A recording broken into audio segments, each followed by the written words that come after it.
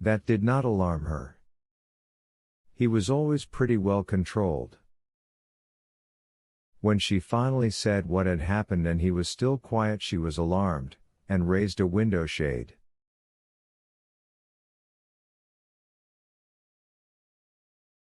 Then she saw there was something wrong.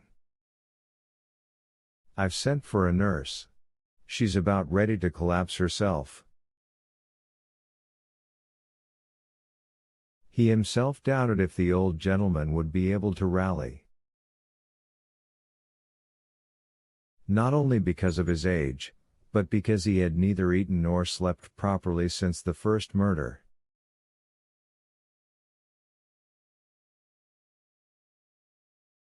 Kept an iron hand on himself, but was boiling inside all the time, was the way he put it.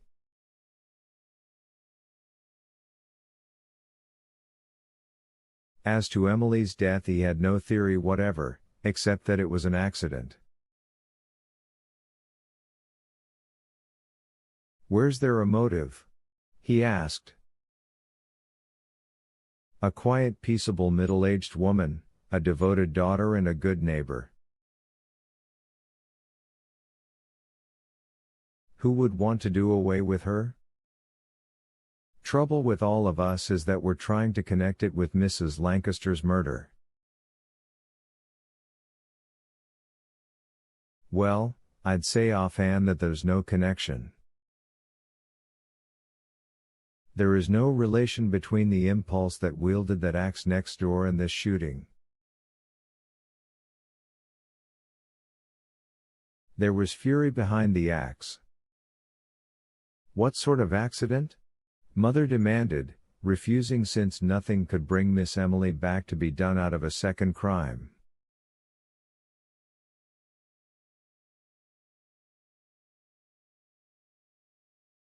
"If you're talking about George Talbot's idea that someone was shooting at a cat."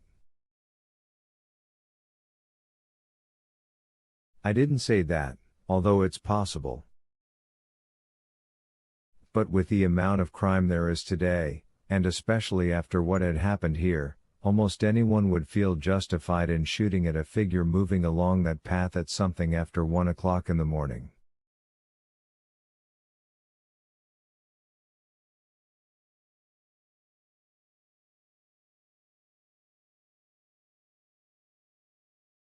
"But why was she moving along that path? Have you any idea? Was she running for shelter again, as she did before?" "Hardly. So far as we can make out, she'd been sitting on the porch eating an apple, just before. And then he turned abruptly to me and faced me into the sun. 'See here,' he said, 'don't you let this get too far under your skin, Lou.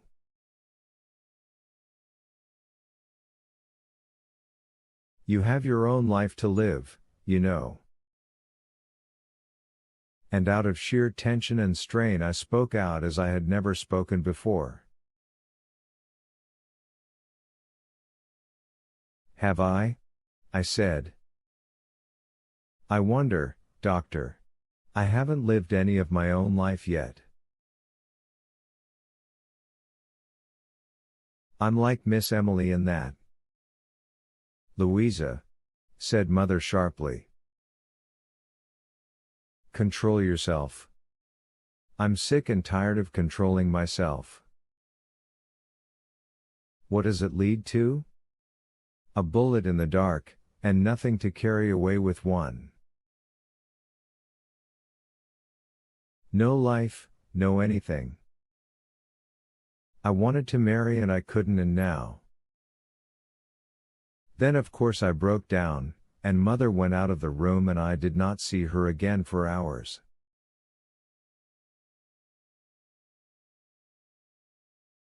But I did not tell even Dr. Armstrong that the sight of Helen Wellington walking down nonchalantly in her gaudy pajamas to where poor Emily lay dead by the path had been the first strain.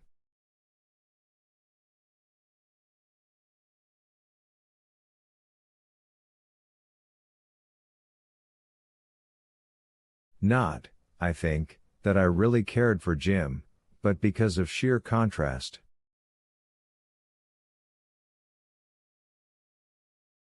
I do remember muttering that the path of duty led but to the grave, and that the doctor immediately sent for Annie and had me put to bed.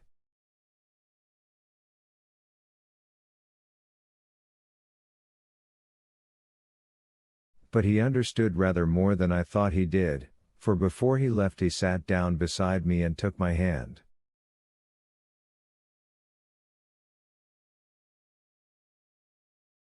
"There is only one safe way to carry on in this world, Lou," he said gently.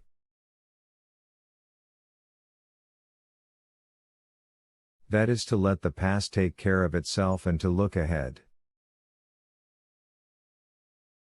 No use looking back. What's over is over, so bury it decently. But always look ahead.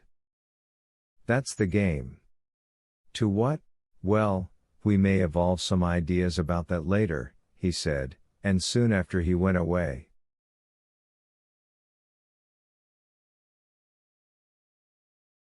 That collapse of mine is the reason I can relate the events of that day, Monday the 22nd, only at second hand.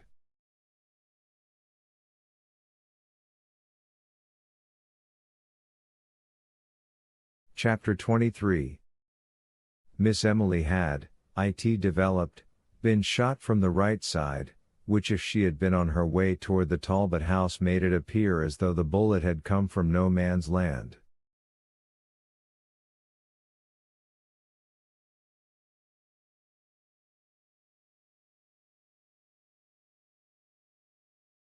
But as she might have stopped and turned, particularly if she had heard a sound of some sort, this was only important in view of the lack of clues elsewhere.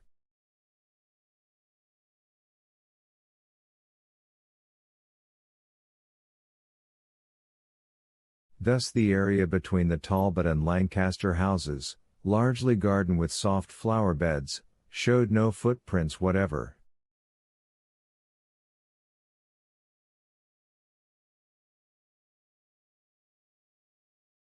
The idea had someone had fired from an upper window at a possible prowler was also not tenable.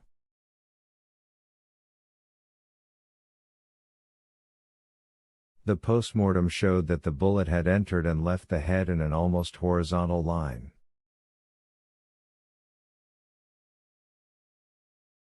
The time of her death was set at between 1 and 2 in the morning, due partly to George Talbot's story of the shot, and partly to her sister Margaret's statement that she had heard someone moving about in the upper hall at 1 o'clock.